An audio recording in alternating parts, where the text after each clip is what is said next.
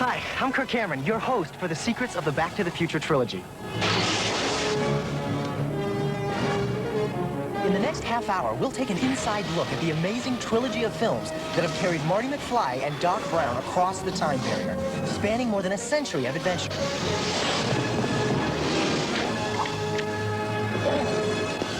We'll also answer some of the burning questions that Back to the Future fans all over the world have asked us. Whether it's about hoverboards, runaway trains, or mystery scenes, we'll answer your letters.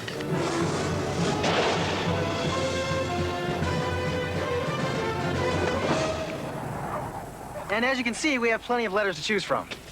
Hey, fella! You Kirk Cameron? Yes, sir. This telegram just arrived for you. For me? That's right. Oh, hey, it looks like our first question. Dear Back to the Future, I've been reading a lot of books about time travel, and they keep mentioning the cause and effect theory of time travel. Can you explain what that is? Sure. If we take a look at Biff's actions in Back to the Future Part 2, we have a prime example of this cause and effect theory. By stealing the DeLorean and traveling back to 1955, Biff was able to alter history. By bringing a sports almanac from the year 2015 back with him, Biff was able to give himself forbidden knowledge about the outcome of every major sporting event for the next 50 years. All you gotta do is bet on the winner and you'll never lose. And the result was catastrophic. Biff had succeeded in creating an alternate present, a nightmare come true. The Hill Valley Courthouse was now a casino. The town square had been transformed into a war zone. And in this scene that was eventually cut from the film, we see what became of Marty's high school. This is nuts.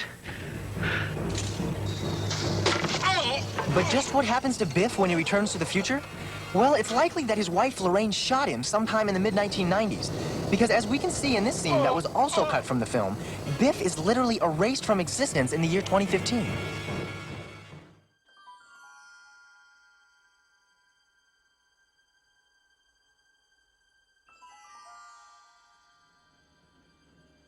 Are we back? We're back.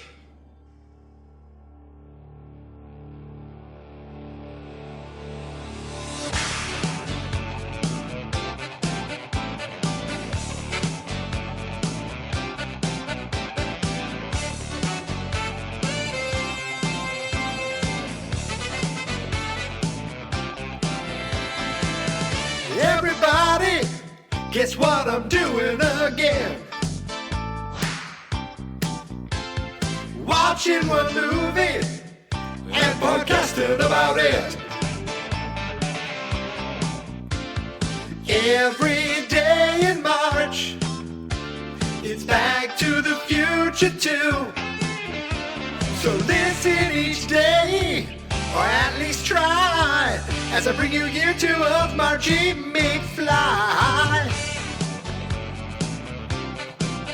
It's Marchy McFly.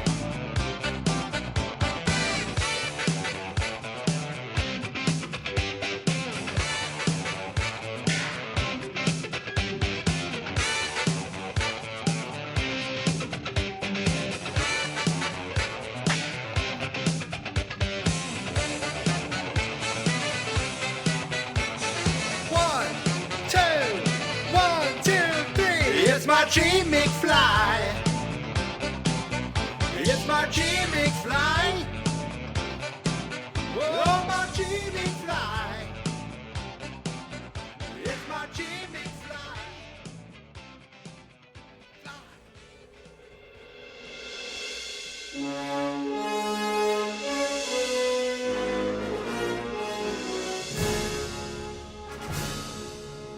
What's up, pussycat? Whoa, whoa, whoa, whoa. What's up, pussycat? Whoa, whoa, whoa, whoa. Welcome back, everybody, to day 19. Can you believe it? We're at 19. This is like unreal to me that we're on the cusp of the 20s.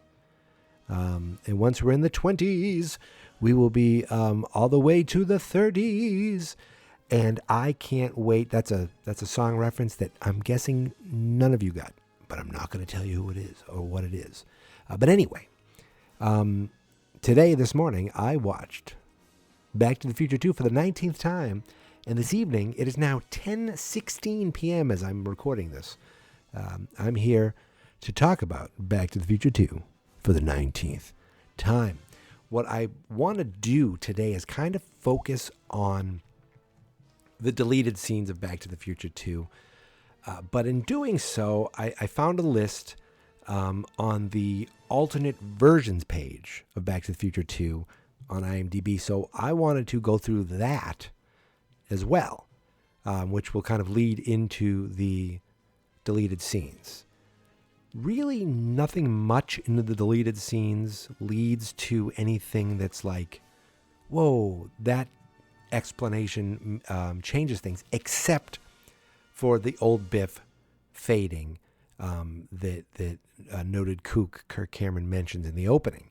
Now, so just to kind of go through what is listed on the alternate versions of IMDb, there's 8 listings. That's including the list of deleted scenes. It says the Spanish dub version also refers, well, that's the first thing on the list, but it refers to Marty as Levi Strauss instead of Calvin Klein. So I believe that was in the original Back to the Future as well. And it says in the original 2002 DVDs for parts 2 and 3, which I have, those are the last versions I owned that had physical copies. It said they had major framing errors when the wrong areas of the open matte framed were transferred, known as the framing fiasco.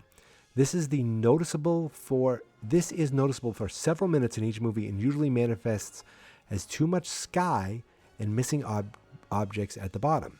Universal had replacements ready by 2003. A sample from Part 2 is the blinking size button on the Future jacket, which is supposed to be visible. Copies with the V2 next to the copyright notice on the disc, the 2009 single disc reprint, and the 25th anniversary sets are okay. Okay, I'm not sure what any of that meant. Well, I think I got the 2002 DVDs because I remember watching them in my house. I didn't get the 25th anniversary. No, I watched them in my house that I was living in, and I was living in that in 2002. Yes.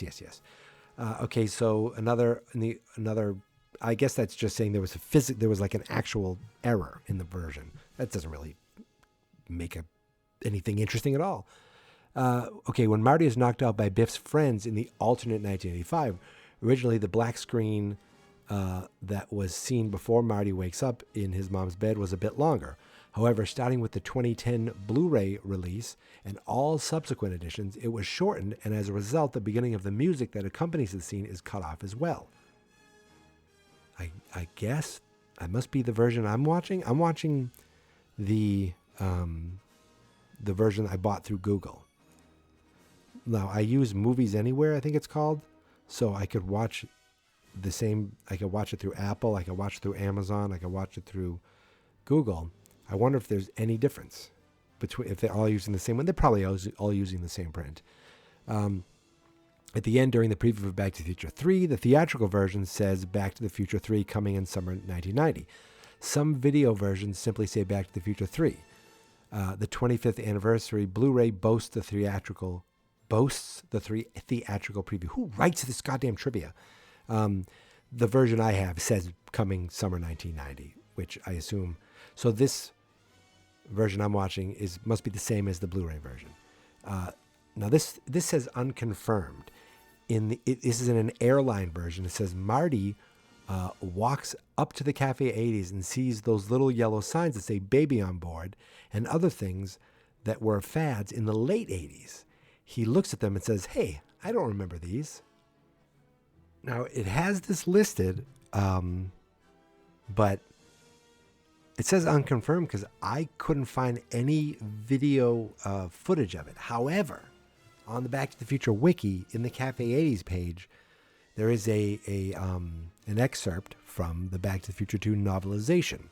Again, I'm just going to read that. It says, Marty walked quickly to the cafe. The door slid aside and let him enter. Doc Brown had called this one of those nostalgic places. The walls were painted in pastel pinks and greens straight out of that new cop show, Miami Vice. But a lot of stuff here Marty didn't recognize at all, or it somehow looked wrong. He supposed some of it could have come after 1985. That was weirder still when he thought about it. He was in a nostalgia place for stuff that hasn't even happened yet. Like, What were all those weird yellow squares pinned to the wall? Squares that said stuff like baby on board or dead wife in trunk. Why would anybody want to use that sort of thing? So there it is saying like these signs in. So it maybe at one point in the script, because this book would have used like an early shooting script, I believe. So at one point that was there. I don't see any, again, unconfirmed if that was ever filmed or ever shown. We've seen the Cafe 80s. We've seen almost every wall. I don't remember seeing those things at all. So moving on, it says some UK versions cut down the scene where Biff kicks Marty in the stomach after he gets smashed in the face by the stage door, by the original Marty. The first time he says, "You steal my stuff," then he kicks him, then he says, "And this is for my car," and he hits him again. They said the second kick in some UK versions was cut out. Ooh. And in the Italian dub version, when Lorraine meets with her Biff for her new dress, again, she refers to going out with Levi Strauss, not Calvin Klein, which is just consistent with the other name changes in Back to the Future. And that's really it for alternate versions. Nothing much, really. That baby on board thing would have been cool to see, but I couldn't find anything on that. However, it does list out some of the deleted scenes that I want to kind of feature in this episode that I want to talk about. The first one is mentioned is from 2015, and it is Charles Fleischer's character. Now, we see Charles Fleischer first early on as the old man trying to say, thumb $100, save the clock tower kid. And he's the one who gives Marty the idea to go back and be able to go back and place money on sports, knowing the outcome. But, and then in the 1955, we see Charles Fleischer as the mechanic who worked on Biff's car with the manure, but it was never, unless you knew who Charles Fleischer was, it was never like inferred at all. Is that the right word? It was never implied that that old man and this young guy were the same person, unless, of course, you knew who the actor was.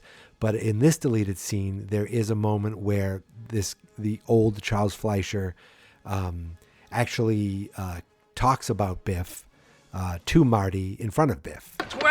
1955. I always remember that date. Do you know why?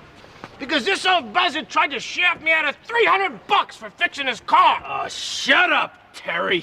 The car was filled with manure, Biff. Manure. I am a mechanic. I'm not some kind of stable boy. Ah, you're living in the past, Terry. So that was fun to hear, but nothing, like, it wasn't that crucial. The whole thing where, of course, this guy happened to be the guy to work on the car 60 years ago. But at the same time, Hill Valley maybe isn't that big of a town that, you know, the people can be lifers still living there. Again, these guys are well, no, I guess Terry's supposed to be older because Biff's only 77. Terry could be a few years older. He is a mechanic by this point, so he could be in his 20s, which means now he's in his 80s. But yeah, that one was cut. Again, nothing really necessary there. The next two scenes are in the McFly household. The first one is a little longer scene when Marty gets home, Lord of the Manor, King of the Castle, and sees his mom and talks to his son about watching too much TV. Hello? What the hell is this? Lithium mode on. It's better. Damn kids. Hey, son. Watching on TV for a change? Is that my mom? Is that my mom? Marty! Oh, hey, princess. Hi, son. Dad, what the hell happened? You throw your back out again? Oh, I was out on the golf course and... Dad, I told you to watch that backswing. No, he was hit by a car. It just fell out of the sky. He could have been killed. And I was 2 under par. I don't know what this world is coming to. Marty, how was work? Oh, Mom, I'm telling you, that big promotion is just around the corner. Anyway, I'm starving. Let's eat. Come on, son, let's go. It's dinner time. Dad, I'm watching these programs. Mister, we eat at the dinner table when your grandparents are here. Put your damn glasses on, huh? Dad, I can only watch 2 shows at once on these things. Yeah, you kids really got it rough. When I was your age, I wanted to watch 2 shows at once. I had to put 2 sets next to each other. And then there's a slightly longer dinner table scene with a little more George and a little more Marlene, right? Marlene, that's the daughter's name. A little more of them. Again, I guess cut for time or whatever. I don't know, but here's that scene. No, I'm sorry, I missed that whole thing. Well, I thought it'd be nice if we threw a little party. Now, Mom, before we throw any more parties for Uncle Joey, let's wait to see if he makes 200. George, will you rotate your axis? It's not good for your digestion to eat while you're inverted. Okay, dear. 4. You call him. Okay. Marlene, honey, pass the kelp. No, I don't want to, so nump off. Okay. Marlene, don't talk to your father that way. Grandma, I'm on the phone, okay? I'd like some tea, please. Look, I'm gonna have to call you back. I still think we Marlene, shouldn't have started tea, please. eating dinner without Damn it, Jennifer. Marlene, pass the damn kelp tea. Why isn't she home yet? I'm not sure where Jennifer is, Mom. Should have been home hours ago, but I'm having a hard time keeping track of these days. Fruit, please. Thank you. Now, one thing I might have noticed in this deleted scene more than I noticed every other time I've been watching it, but he's like, I don't know where she is. He's like, where's Jennifer? I don't know. Maybe she's in one of those moods again. I was like, whoa, okay. Things aren't quite as good as Doc said they were. You turn out fine, Doc. Oh my God. So they feature a scene also that is actually the image, the photo art for this episode. It's Marty in the alternate 1985 seeing the burnt out high school. I think it happens right before he runs down the street and sees Strickland, or actually no, it might be after he runs from the gunfire and then stumbles into downtown. Maybe. I'm not sure exactly. I was trying to fit it based on where he was looking. I know in the actual version, when he runs onto the street, Strickland Street, there's a building in the background that I thought was the high school. But I don't think it is now, at least based on what they shot. And there's no real clip for me to share with you because the clip that I have, there's no sound for it. There is sound in the beginning of this episode where Marty says, this is nuts. But it's not in the clip that I found online. But if you look up that Secrets of the Back to the Future trilogy, or if you just look up deleted scenes, you'll see the burnt out like husk of the high school behind all these fences with the flames shooting up in the background that are, I think, more in the downtown area of Hill Valley by Biff's Pleasure Palace. That's an episode I want to dig deep into what I see in that new downtown Hill Valley. So that'll be coming soon to a Marchy McFly near you. But I don't know why they didn't use it. Maybe because the shot itself didn't look great, like Marty. But again, they do these things where they color correct it and filter these things out to try to, to look kind of movie ready. But I don't know if that one was like finalized and the effect didn't look that great. Because in some of these other deleted scenes, like when Marty is at his, when we see old Marty in his house, the deleted scenes don't look as good as the actual movie scenes. Like you can see the cut at the moment where we're just seeing like this raw film of something instead of it being, completely perfectly digitized and color correct and all that stuff. So I wonder if what we saw wasn't a final version for the school burning down. The next scene, the scene that actually matters most to like filling in some blanks, filling in some spaces, is the scene where Biff disappears. Biff is erased from existence. You don't get a ton from this audio, but just picture that, Biff gets out of the car. He's like, oh, he goes over and he's like, whoa, like he seems like crap. You can hear Doc calling Einstein more, and we get a shot of Biff leaning up against the bumper of a car, and he's leaning over, and they fly away. He bends over and he disappears, erased from existence. My theory, of course, Cameron says, we could just assume that he was killed by Lorraine in the 90s. Okay. My theory, of course, being that he shouldn't have been there in the first place, because once he created a new past, which started in 1955, he would have returned to the new 2015, just like Marty and Biff couldn't go straight back to 2015 to steal the almanac back from Biff because it was the future of this time. Well, you see what I mean? So he shouldn't have been back there in the first place. But again, that is just too logical, too mind-bendy to even think about. But here's that clip. Come on, Heine! Heine! Come on, boy, we're going home. Inside. Yeah, get in there.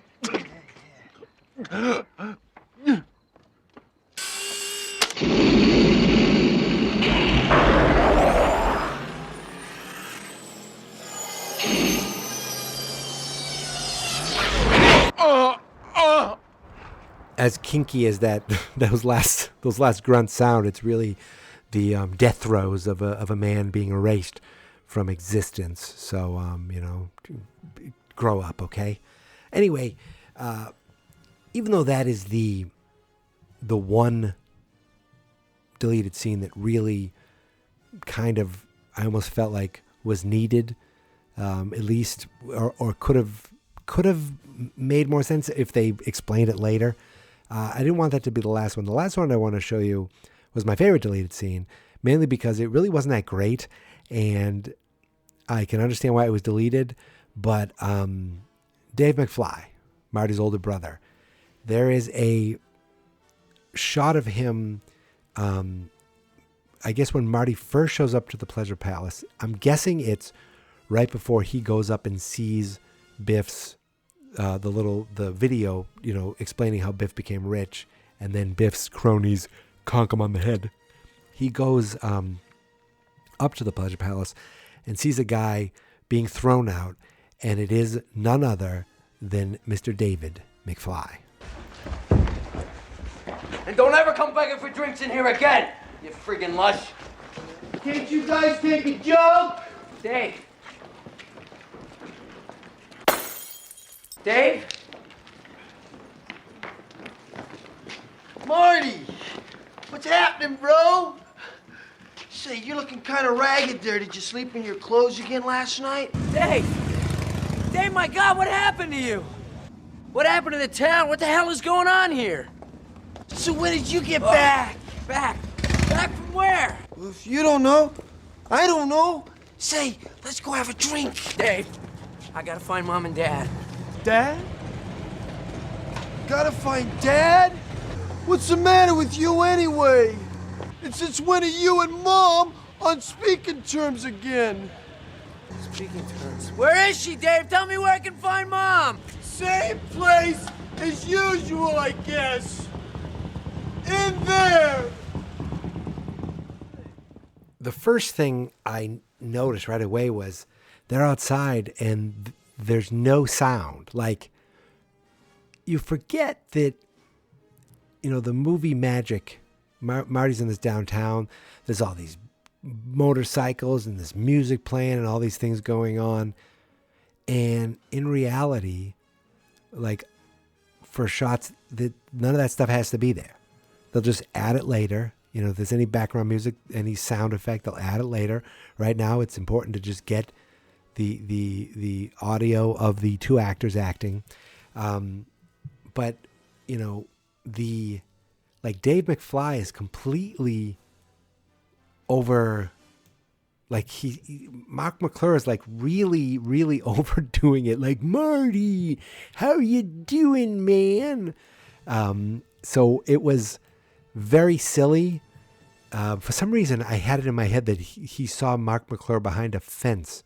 There was the fence of the school, and he saw Mark McClure he does see Mark McClure in these deleted scenes, but they're not the same. I think I'm getting that mixed up with like Red Dawn or something. But anyway, that deleted scene, you can kind of see why it was taken out. It really wasn't that necessary. It stinks that he was cut from the film, but hey, still gets paid, right? So those are the deleted scenes I had. There was one other one that I didn't find. It talked about an extended Jennifer when she faints, encountering her future self.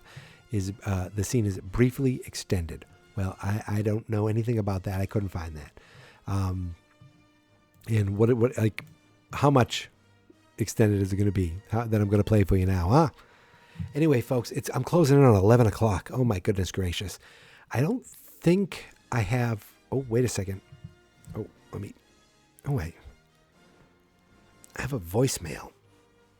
What is this? Oh, you gotta be kidding me.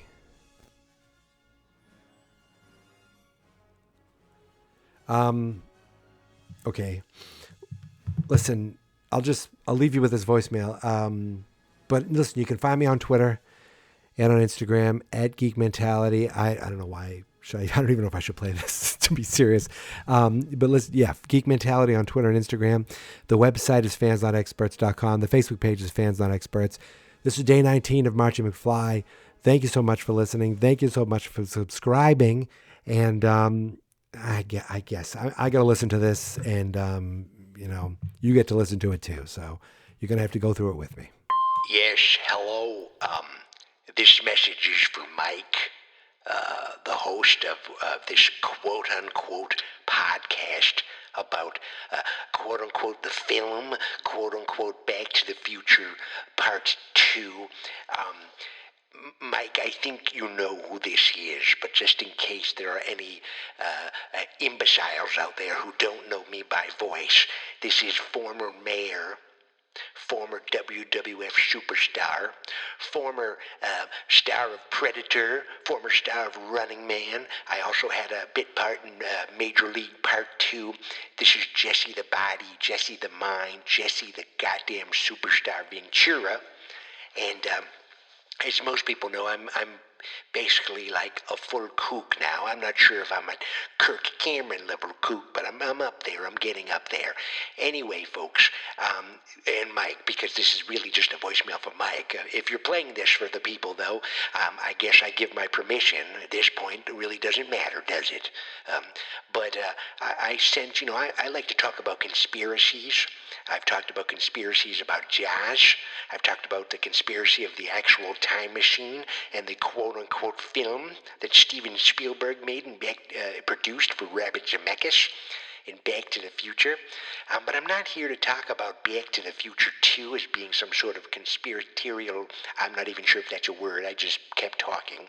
But I'm not even here to talk about that. I'm here to talk about the conspiracy that is this podcast. This geek mentality garbage, this Marchy McFly. I listened to last year's Marchy McFly, okay? You had songs coming out of your butt. You had skits. Where are the skits? I haven't heard any dumb skits where you do all the stupid voices. You've had guests. Where are your guests? Huh? Where is everything from last year? Would it kill you to do like one song? You said you're doing songs on the weekend. Well, the weekend's almost over, buddy. And I haven't heard any songs yet. I need songs, I need skits, I need guests, okay? You're running out of time. And I don't want to wait another goddamn year for a month-long movie podcast, okay? So pardon my French, but ressemblez-vous to la mer, okay? Which translates to English into get your shit together, all right? If I don't hear a goddamn song or a goddamn skit in the next episode, I'm coming for you, kid. I'm coming for the podcast. I'm coming for the website. I'm coming after Apple and Spotify and anybody who puts this shit on their phone. I'm coming for all of you. Come with me, please, Marty, into our future civilization. Won't need roads, as you'll see. This car gets real good elevation. Remember when I said bring Jen? I did not think of the complication. Now she sleeps, and you'll accept my explanation. While we are in 2015, there is a task and you must do it. Your kids would be jailed if you blew it. You must say no to Griff. There's nothing to it. Quite a scene, Jaws 19, and a future Texaco gas station. Flying cars, see them too, but I've got a job to do.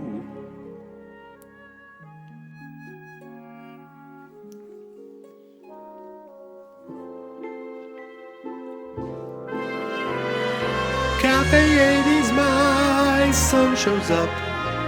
This is a point the plot does thicken. Griff gives him an awful licking. I try to walk away, but called chicken. Climbed aboard, hoverboard, and had a familiar situation. Still saved my kids, 'cause paper said Griff went to jail instead.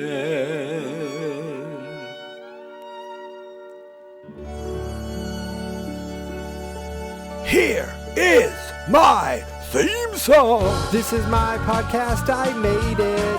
Geek Mentality's what I named it. And I think you should listen and subscribe, 'cause I'm kinda funny and awesome. I think that I'm worth your time, and I'm kinda handsome. My mom says, please listen and please subscribe. At least listen to this episode. Fans not experts.